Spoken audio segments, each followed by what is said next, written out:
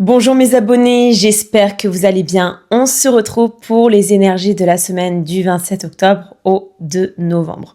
Pour ceux qui ne me connaissent pas, je m'appelle Eden, je suis médium, magnétiseuse, lithothérapeute. Je propose la communication avec les défunts, la guidance spirituelle, la communication animale, les soins astrologiques audio, les soins magnétisme pour adultes, enfants, bébés et animaux, y compris pour les chevaux en présentiel ou à distance. Et comme chaque semaine, les tests gratuits ont lieu les mardis et jeudis de 10h à 18h pour savoir si vous êtes atteint de magie noire, de mauvais œil, d'entité, s'il y a des chakras débloqués, quel est votre taux vibratoire et quelle est la pierre du moment. Allez, c'est parti, on commence avec le milieu du ciel qui se trouve en Sagittaire. Alors cette semaine, notre direction de vie prend un tournant inspirant. Le milieu du ciel, il est en Sagittaire, donc il nous pousse à élargir nos horizons, à sortir des limites imposées, à rêver plus grand. Mais attention, parce que il est opposé à Uranus qui se trouve en Gémeaux en Maison 3. Donc cela crée un tiraillement entre le besoin d'avancer vite, d'innover et la peur d'être incompris ou mal interprété. Donc vous pourriez ressentir un besoin presque nerveux de tout changer d'un coup. Heureusement, le trigone à Neptune en Poisson en Maison 1 adoucit cette tension. On retrouve la foi, la confiance, le sens sacré de sa mission. Le sextile à Pluton qui est en Verseau en Maison 12 invite à transformer ces schémas inconscients liés à la peur du jugement. Donc cette semaine, le mot-clé, c'est l'élan inspiré. Osez partager vos visions même si elles ne rentrent pas dans les cases. Allez, on continue avec Mercure qui est en Scorpion en Maison 9. Les échanges gagnent en profondeur. Mercure en Maison 9 pousse à philosopher, à comprendre le sens derrière chaque expérience. Son trigone à Jupiter qui se trouve en Cancer en Maison 6 amplifie la compréhension intuitive, surtout dans les échanges liés aux soins, au travail ou au service. L'opposition à Uranus en Gémeaux en Maison 3, eh bien, ça peut cependant créer des discussions brusques ou des révélations soudaines. Tout ce qui ait été caché cherche à remonter. Et enfin, les trigones à Saturne et Neptune qui sont tous deux en Poisson Maison 1, eh bien, eux, ils équilibrent le tout. La parole devient guérisseuse, les intuitions se précisent. Donc cette semaine, écoutez vos rêves, vos ressentis, vos visions. Ils contiennent des vérités puissantes. Allez, on continue avec Mars qui est en Scorpion, également en Maison 9. Donc Mars, il donne la force d'agir en accord avec ses convictions. Vous défendez vos croyances avec passion. Comme Mercure, il est trigone à Jupiter en Cancer en Maison 6. Tout ce que vous entreprenez peut grandir rapidement à condition, attention, d'y mettre le cœur. L'opposition également à Uranus en Gémeaux en Maison 3 peut toutefois créer des coups de tension ou des élans d'impatience. Donc attention aux réactions impulsives. Et le fameux trigone à Saturne et Neptune canalise l'énergie. Mars, il devient un guerrier spirituel, déterminé, centré. On agit non pas pour prouver, mais pour aligner. Donc c'est très important, c'est à souligner. On continue avec le soleil qui lui aussi est en Scorpion mais en Maison 8. Le soleil, il vient éclairer nos profondeurs. Donc cette semaine, on plonge dans les zones d'ombre pour renaître plus fort. Le sextile à la lune qui est en Capricorne en Maison 11 aide à rester structuré émotionnellement, à trouver sa place dans un groupe ou un projet collectif. Mais le carré à Pluton qui est en Verseau en Maison 12 réveille les blessures de pouvoir, les luttes intérieures, c'est une mue. Et le carré à l'ascendant en Verseau également peut rendre l'expression de soi un peu conflictuelle. Donc on veut être authentique mais on craint de déranger. Donc ne cherchez pas à plaire, cherchez à être vrai. C'est dans cette authenticité que la lumière renaît. Allez, on continue avec Vénus qui est en Balance en Maison 8.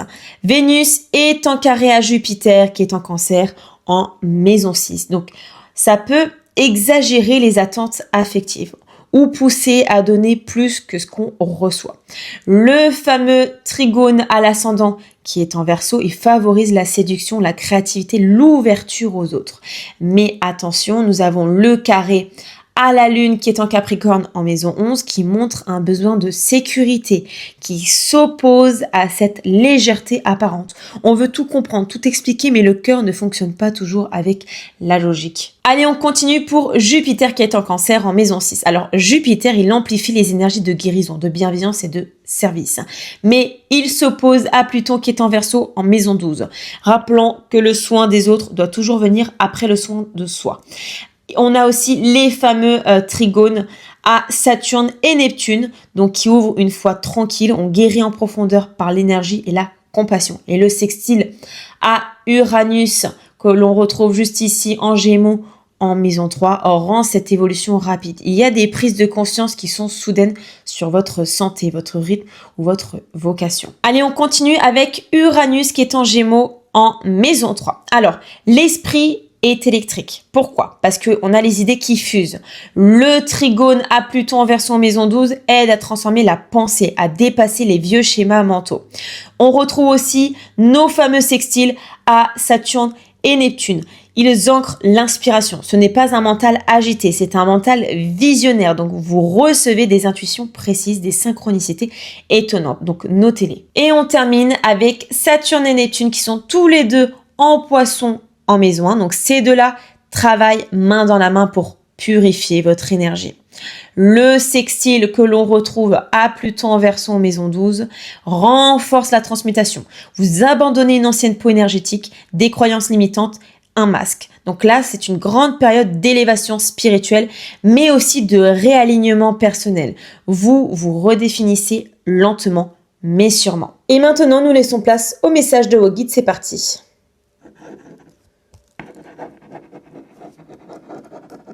Les guides vous montrent une vague d'eau lumineuse qui nettoie tout ce qui n'a plus lieu d'être. Ils disent, la vérité se révèle toujours, mais seulement quand le cœur est prêt à la voir. Ne cherchez pas à tout comprendre d'un coup. Cette semaine, on apprend à faire confiance au mouvement de la vie. Ce qui tombe, tombe pour libérer. Ce qui reste, reste pour servir. S'ils ne sont pas rationnels, les synchronicités sont des messages directs. Vos guides veillent et ils vous rappellent la foi n'est pas une attente. C'est une respiration. Merci mes abonnés d'avoir regardé cette vidéo. J'espère en tout cas qu'elle vous aura plu, qu'elle va pouvoir vous guider, vous réharmoniser en même temps grâce au message de vos guides. Je vous souhaite une très belle semaine. Prenez soin de vous. N'oubliez pas de liker, de commenter, de vous abonner et de partager si ce n'est pas déjà fait. Je vous souhaite une très belle journée et je vous dis à très vite.